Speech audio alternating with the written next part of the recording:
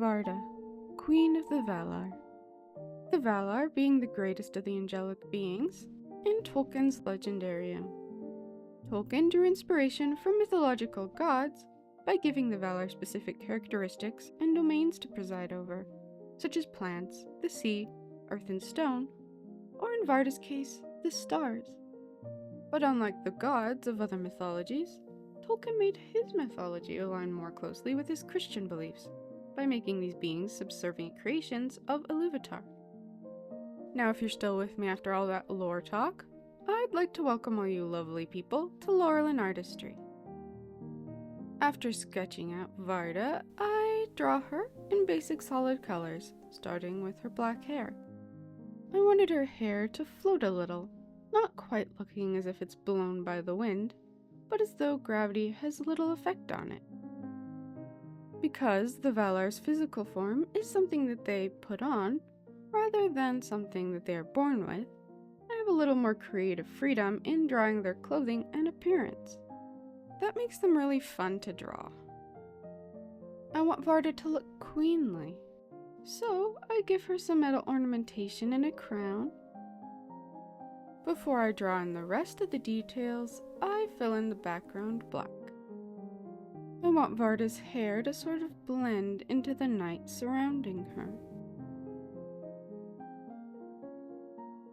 I shade in her deep blue dress, her skin, and everything else.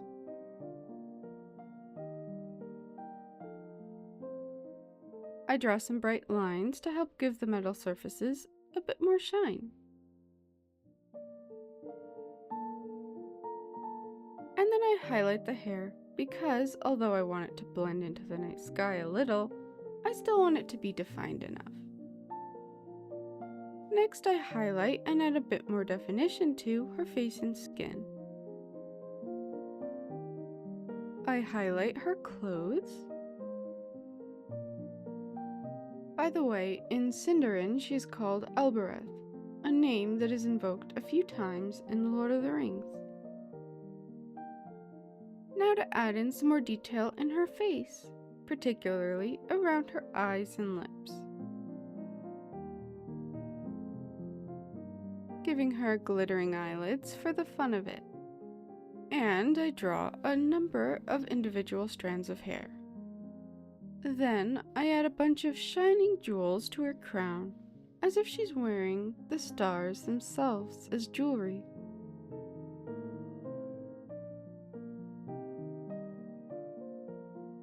And in case she needed to sparkle even more, I draw in some earrings.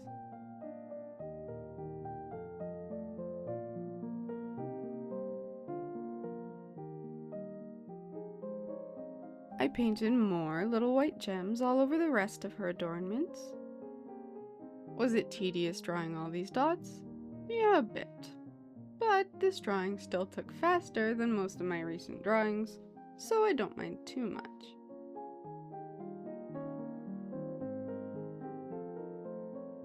Time to decorate her dress with a swirling design made up of course, lots of tiny gems. Of all the Valar, Varda is the one most adored by the elves, since the elves have a deep love for the stars, first awakening under them before the sun and the moon were made. She's also most feared and hated by Morgoth of all the Valar, her light being in such great opposition to his darkness. Her spouse is Manwë, King of the Valar, who I will talk about more in a later video. And if you guys enjoy these videos, I might keep drawing the Valar until I get through all 14 of them. We'll see. Despite the time-consuming nature of having to draw all these tiny little points of light, Varda is one of my favorite characters to draw. There's something so magical and awe-inspiring about a starry night sky, and personifying it as a lady in a shimmering gown is very fun. After my swirls are complete, I draw some more randomly placed jewels on the skirt of her dress.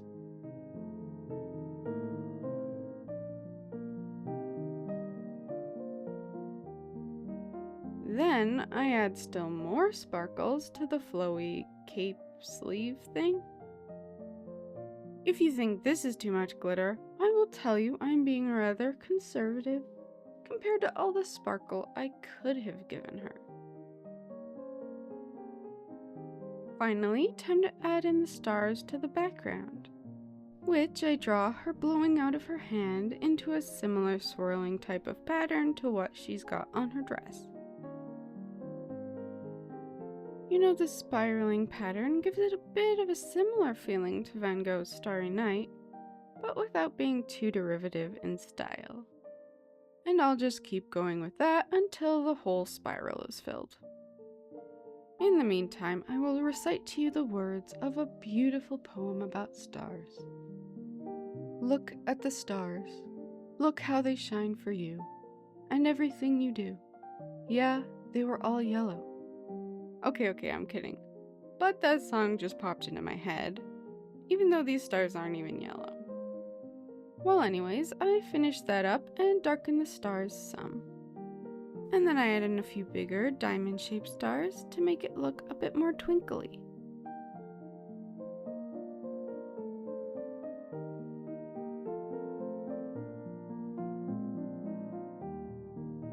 Now, pretty much the last thing I have to do is add in a bit of color to the black background.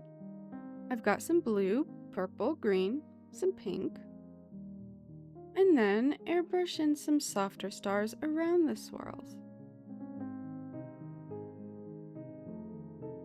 Now I'm done, so let's take a final look.